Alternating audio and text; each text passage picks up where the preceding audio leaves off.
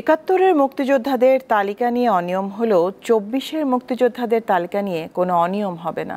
শনিবার রংপুর শিল্পকলা একাডেমিতে জুলাই শহীদ স্মৃতি ফাউন্ডেশন আয়োজিত বৈষম্য বিরোধী ছাত্র আন্দোলনে রংপুরে নিহতদের পরিবারের সদস্যদের মাঝে চেক বিতরণকালে এই কথা জানান সমাজ কল্যাণ উপদেষ্টা শারমিন এস মুর্শিদ।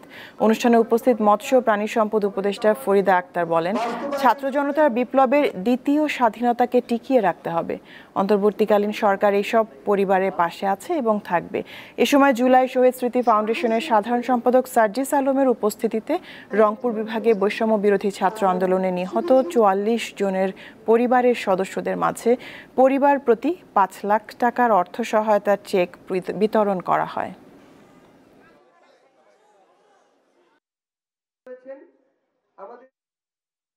আহত নিহতের যে সংখ্যাটা আমাদের কাছে আছে এটা হচ্ছে ২০ থেকে ২৫ হাজারের মতো আমাদের জানা মতে।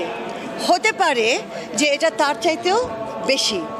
আমরা প্রত্যেকের পাশে পৌঁছাতে চাই, কিন্তু প্রত্যেকের পাশে জনজনে পৌঁছানো খুব কঠিন কাজ, এটা আপনারাও বোঝেন।